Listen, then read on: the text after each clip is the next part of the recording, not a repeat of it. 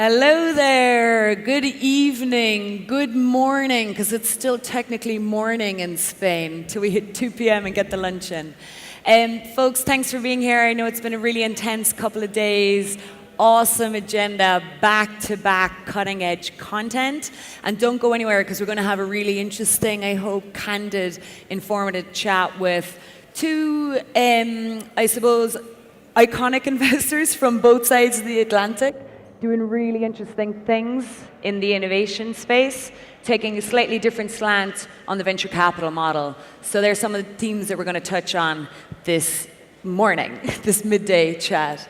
I don't Nick, know where I am, but yeah. Nick, Jeff, thanks a million for being with us. Jeff has literally just landed and flown in from Silicon Valley this morning, so thanks so much for making the effort and being here with us. My pleasure, thanks for having me.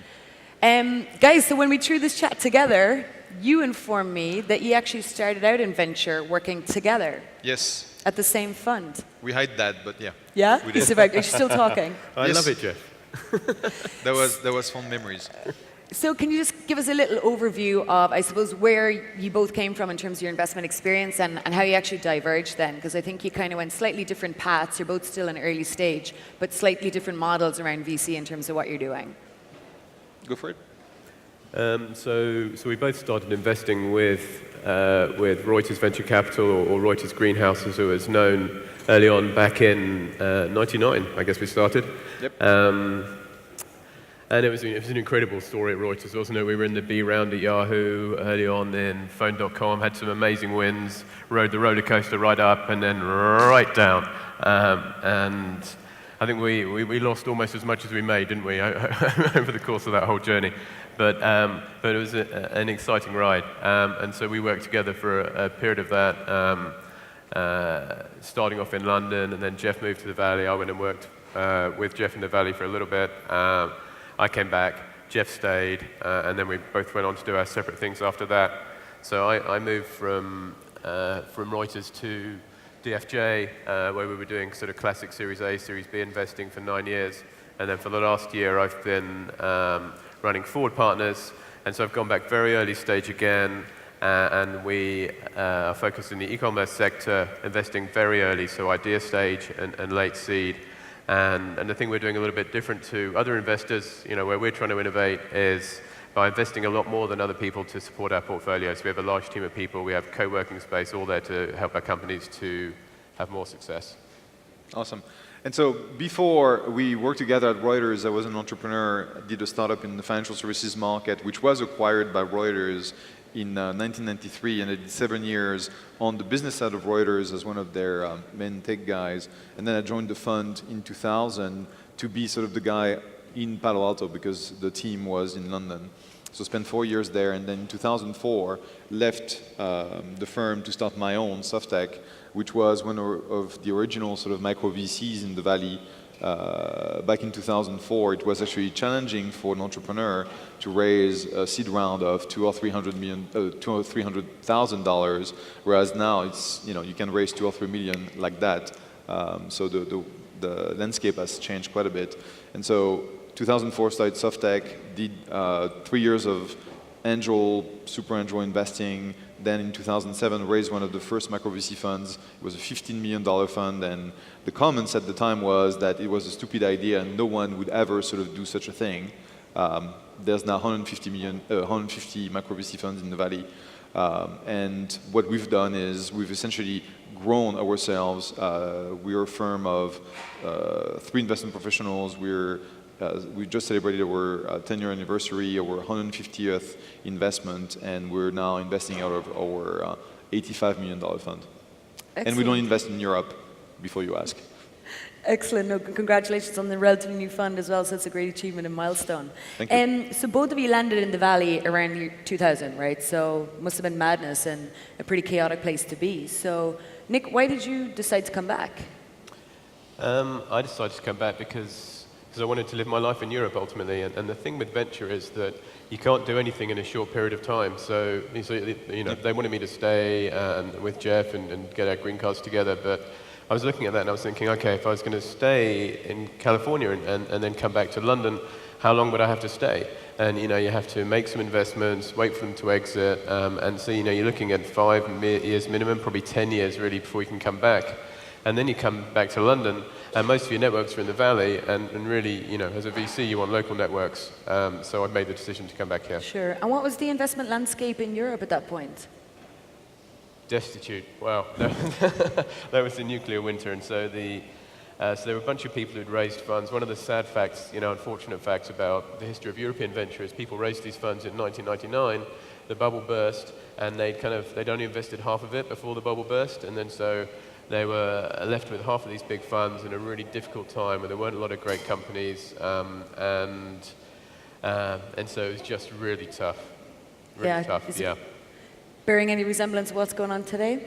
It's a different environment today. Yeah. Oh yeah, no, in the Valley or in Europe? Either or. I mean, so you stayed, right? So 2004 must have been a pretty...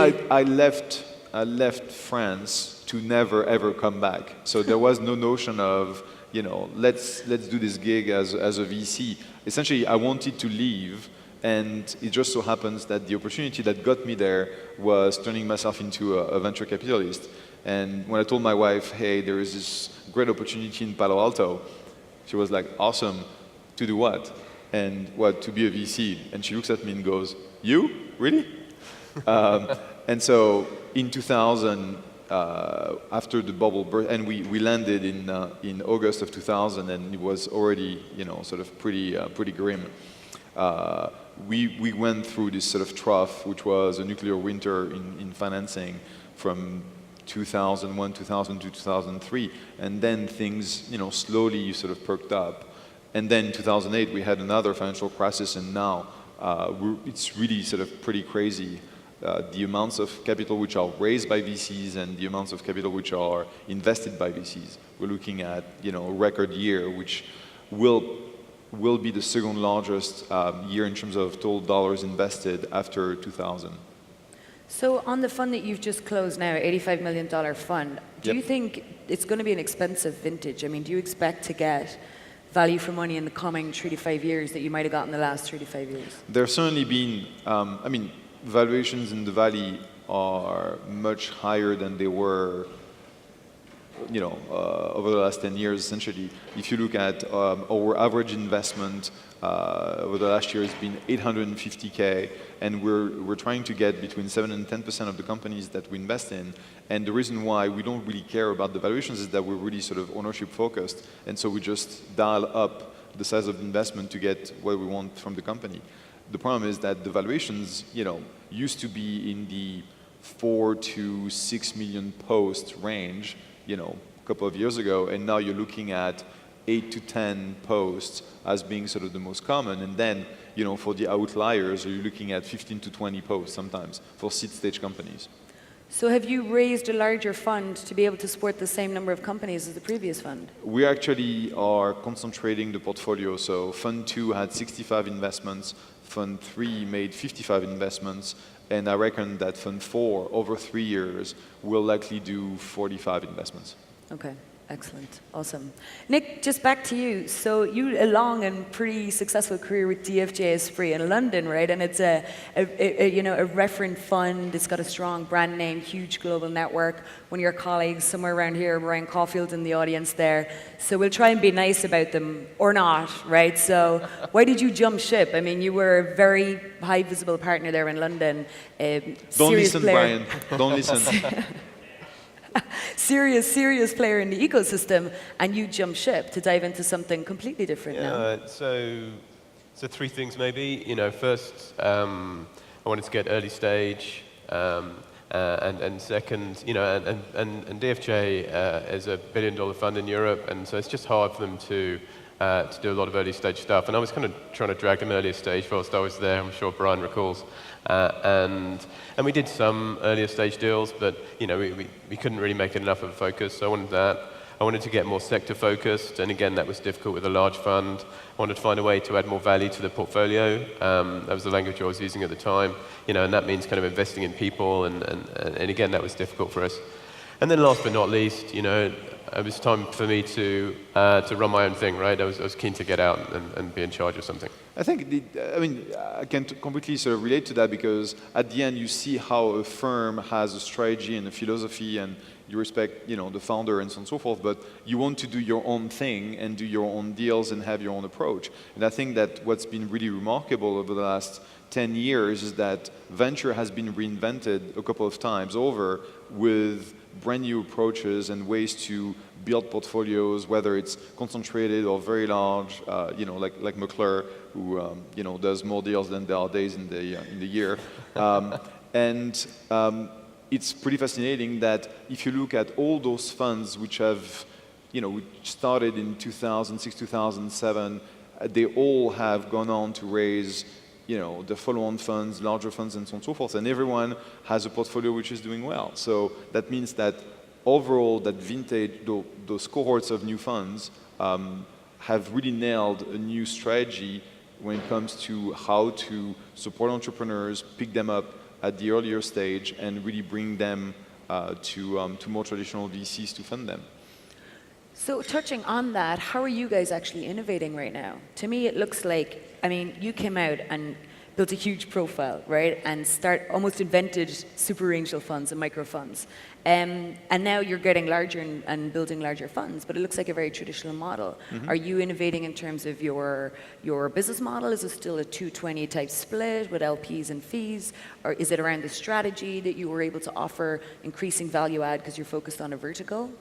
So because we've been successful, we've managed to get a bit more on the management fee. When you have small funds, you need to do typically 2.5, otherwise you just don't have enough to support your infrastructure. And then we have sliding carries that will go up to 30% when the funds really perform. So we've managed to find economics which are which essentially match the kind of return profile that we have with our funds. This is still sort of the traditional model. We've seen some other firms, building essentially a portfolio of company, essentially building some kind of a holding concept like BetaWorks or Science in Los Angeles, where they raise equity capital as opposed to funds, and they sort of invest out of their balance sheet, which candidly means that they get 70 or 80% carry because they only dilute for the percentage of equity that they sell during their financing. So that's actually a very interesting model, which works if ever you incubate a lot of companies. We don't do that. We just find opportunities that have a certain stage of maturity, and we take them to the next level. That's what we do. Okay, and I suppose with the reputation, you're getting access to the relevant deal flow, et cetera, et cetera. 99.9% of what we do is inbound. So people come to us, to get funded. Sure. So Nick, you must have a totally different challenge. If you're coming from, I suppose, a somewhat well-known and very successful corporate company at the back end. So are you guys a corporate venture? Are you a startup studio? Are you a new fund? How did you start? Are you building a new brand for this? Has Forward been associated with investing to the same level as reputation now, Jeff, with SOFTECH or DFJ Esprit in the past? Cool, a few questions in there. So, so we're now spun out from Forward, so we're an independent venture capital fund with a very traditional structure. With one LP? With just one LP so far, and whilst I couldn't solicit investment in a big room like this, we might be out fundraising to increase the size of that pot.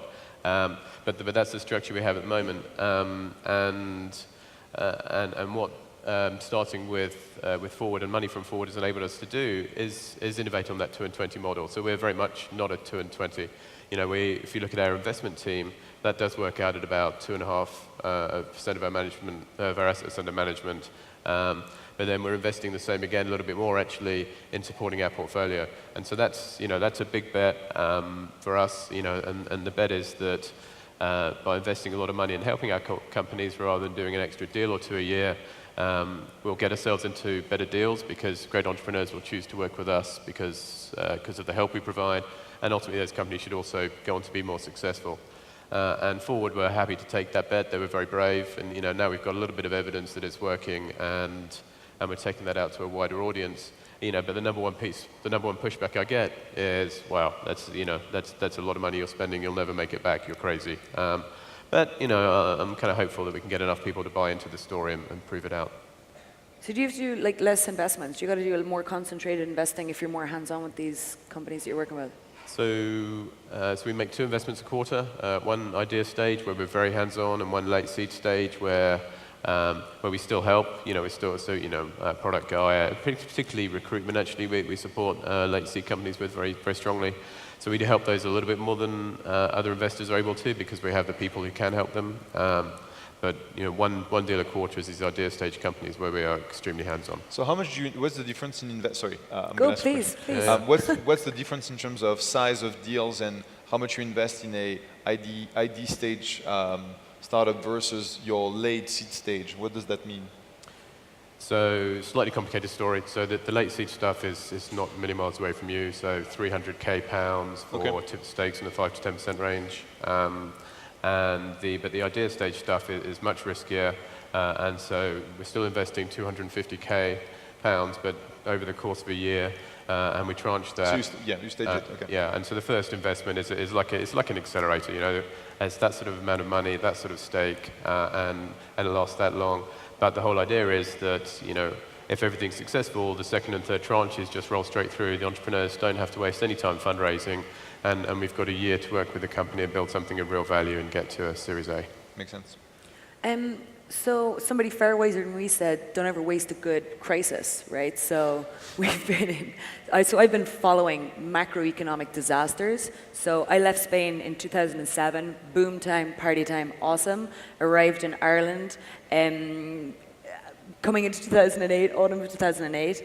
Shit hit the fan, everything nosedive, and then decided to come back into Spain, like 2012, and shit hit the fan here dramatically as well.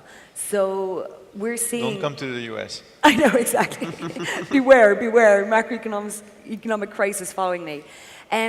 So where's the opportunity there? Do you see an opportunity there for venture, right? We're seeing a lot of necessity-type entrepreneurship in Spain. We're seeing governments starting to take note of what's going on, starting to invest in entrepreneurship, starting to realize, hey, this is a valuable economic development tool, particularly in times of crisis. But what's the opportunity for venture capitalists or new funds? Is it the right time to be getting in? Is there any opportunity of getting in as a new fund? What are the kind of issues or opportunities that happen in times of crisis? Well, I think so as VCs, you continue investing and deploy your strategy in good times and bad times. You don't try and time markets and slow down during bad times and accelerate during good times because you want to essentially deploy your capital on a sort of time equivalent basis. The challenge is always, can you raise the cash that you're going to then invest? And a lot of VCs, that's what the cohort of super angels sort of did. They raised, their first fund was basically their own balance sheet. They didn't go and raise the money, and they created both the deal flow and the track record using their own, sort of resources. So the question is there a way for you to raise some capital to deploy in those promising sort of companies? And the challenge, I think, is when the money is so hard to raise, and I think it's the case in Europe, you tend to sort of try and avoid losing money as opposed to trying to make a lot of money, which is really the approach that VCs have in the Valley, which we go balls out because we know that if we have the deal flow, we'll find the 2 or 3 or 4 companies that will return the fund multiple times, and it doesn't actually matter how many companies sort of don't make it because it's this cream of the portfolio that will return 80%, 90% of your profits. And so the challenge is, can you have an attitude which is, I'm going to go and take risk and invest in risky ventures in order to make a lot of money? Because if you try and limit your risk and avoid losing money, like I have a friend in France who is very proud of having not lost any of his 8 portfolio companies. And I said, this is bullshit. That means that you don't take enough risk. Okay, yeah, so it's a matter of attitude and perception towards risk, so the macroeconomic environment shouldn't really impact. Yeah. I do think that's changing. I think that historically that's been true, and particularly after the bubble burst in 2001 to maybe 2004 or 5, there were a number of VCs who, had 1 or 2 companies which might rescue their funds, and so they were kind of super focused on those and got very conservative about not writing them off because that was all they had. But the maths, right? And everyone can see them. If you don't get a fund return or 2, out of your portfolio, then you don't hit carry, and there's no point in being in this game if you don't hit carry. And so I think more and more European investors are buying into that story now. For sure. And Nick, what do you see are challenges that we're facing now in Europe in terms of, you're doing seed, right? I mean, apparently seed is okay, right? That in most ecosystems across Europe, that first 500,000, 200,000, 500,000 is achievable. If you're not able to raise it as an entrepreneur, you might need to relook at what you're doing. Whereas later stage stuff, Series A, B, more growth capital, seems to be far more challenging here. Do you see there's an issue for the companies you're investing in today? So access to capital, I think, has been the biggest challenge in Europe for years now. And when there is, when there's more risk about whether you can get your next round away, then you end up being more conservative in your growth plans. It becomes to shout over the rain. Wow. Welcome to Spain. You end up being more conservative over your growth plans. You start saying, okay, I need to have a plan B in case I can't raise money. And all of that makes life much more difficult than in California, where the money was easier to come by. Wow. And we go, easing off. So that has definitely been the story in Europe. I think it's getting better. So the numbers just out last week. There's been $1 billion invested in London so far this year already, which is 30% up on last year's total already. And I've been saying for years, we need to hit kind of critical mass in the European startup ecosystem, and the number of entrepreneurs has been kind of getting ahead of the availability of capital. And maybe that's catching. We've had a slew of good exits. In e-commerce where we focus, £1 billion IPOs in Just Eat, Zoopla, and appliances online this year. And so, these things are starting to move. So I would still say access to capital is probably the biggest challenge, but maybe that's coming to the end now. Starting to see mature. Anecdotally, I've seen a lot more US money flowing into, every now and then, rarely Series A's, but more and more often Series B's in Europe. And in Europe really means sort of London and Germany and maybe sort of a couple of Nordic countries. But I've noticed that there was really sort of a few firms that were quite liberally investing in Europe, which is pretty new, which means that the ecosystem has now formed two things. One is opportunities that are considered by those VCs to be as good as what we have in the US. And second, sort of this onboarding of early stage financing, Series A, locally, and then Series B's, sort of going to the US. I've also seen a lot of European entrepreneurs moving to the US, doing an incubator like Y Combinator, and forming US companies and focusing on the US market. And you end up having those Euro founders building US companies. And I've actually invested in, French, British, German, and Finns. And, they just build US companies with a funny accent. Let's give it a second. We're being cut off by nature. Uh-oh. Oh my God, we're going to get a leak. First leak. So we might wrap up a little early. We'll see. Give it a second. So we'll risk it. I'm Irish, I'm waterproof. So Nick, I think Europe is starting to mature. Yeah, I think the ecosystem, both the maturity and experience of the entrepreneurs and then the funds with them is starting to grow. It's starting to mature, I think, as an entire ecosystem. So are you seeing, Jeff, I know your fund is seed, so seed is typically closer to home, but are you seeing other investors, particularly in the valleys, starting to pay attention or having more curiosity about Europe than in the past, or are they still just not interested? Without doubt, in London, so I was with a guy from Bessemer, and a couple of weeks ago, and there's a Bessemer partner in London every month, and I think the same is true for Sequoia, Kleiner, USV are doing an increasing number of deals in Europe now, and it's a price arbitrage play, really. The valuations are better, and so it's worth making the effort to come over here, and it's a global market that we play in ultimately. Certainly, once you get past Series B, I think it's a global market for startups, and so that they're coming here to find the better deals. Yeah. I think that when you build companies, it's not like the Chinese market where you really have to know the actors, be on the ground and everything. It's actually not that different to build in scale a European company as opposed to US company. The challenge is there's no such thing as a European market. You have several sort of tax systems, you have several legislations, you have sort of different ways to sell products, to get distribution and so on and so forth, so it's much more complex. But it's not that different that US investors would not expand their footprint to Europe. Very different from Asia, where you don't see like the firms that we mentioned say, oh yeah, and we'll invest happily in Asia. They just don't do that. They might have an India fund, they might have Israeli sort of activity, whatever, but you don't see them investing across Asia like they would do for Europe. And it's a good opportunity, I think, for entrepreneurs to leverage. I mean, the beauty of Silicon Valley, right? It's a unique place, and I think trying to replicate that is pretty much BS, right? You take what you have. Which no one should ever try, because there's one Silicon Valley, and it's so different that even other parts of the US can't replicate Silicon Valley. Yeah, it's madness. But the beauty of it is that it's a really tight network. You can nearly track it back to PayPal Mafia, to certain individuals that constantly replicate, liquidate the market, create talent, create funds.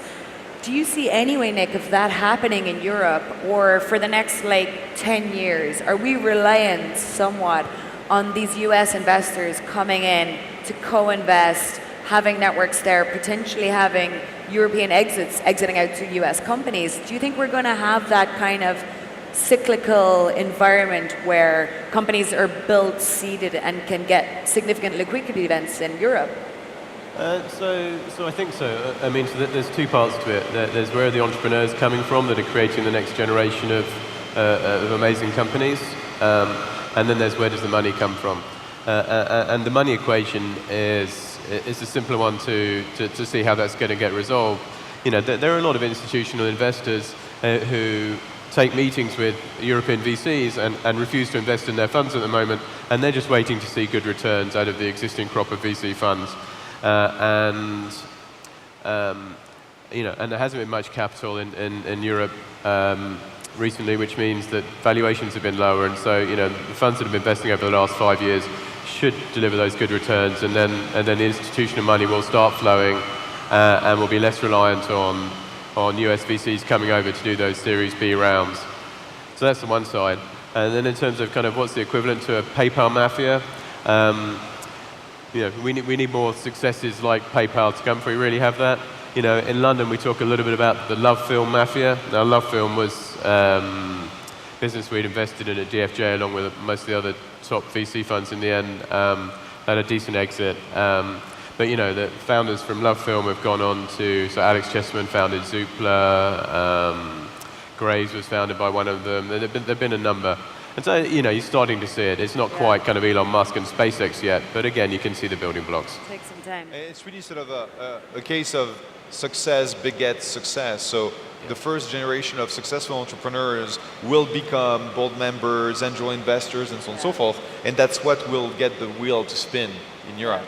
And so we've seen that with Criteo's founders joining boards and investing, their own capital. And so that's how the whole thing sort of worked, in the Valley, but it started 40 years ago.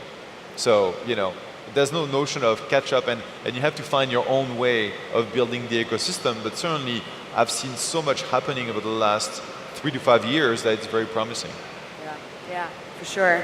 And finally, Mick, in terms of slight capital squeeze in the growth stage in Europe, how do you think, like Nelly Kroes was here yesterday, and some time ago EAF talked about putting in up to 7 billion into the market, into employing capital into funds across Europe.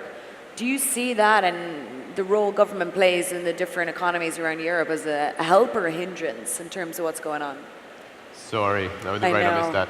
The EIF putting in 7 billion across Europe into funds. I think one of the major stories of European venture has been government support over the last 5 or 10 years. And, a large amount of that has come from the EIF, but a good chunk has come direct from governments, Irish government, UK government, Finnish government are all ones that I've worked with. French government's done a lot. Spain as well. You know, both via direct investment into funds and support via the tax code. And so, you know, that's kept the venture industry alive through these difficult years. And, you know, now we're seeing some growth and some success, and hopefully that will bring in the institutional money as I was describing. Governments can rein back, and we'll have an industry that stands on its own 2 feet. Okay, awesome. So exciting times, a lot of changes going on, and we're totally out of time. Thanks for surviving and sticking through the thunderstorm that's going on outside. And folks, thanks again for being with us. Great to have Thanks for you. having us. Cheers, thanks. Good job.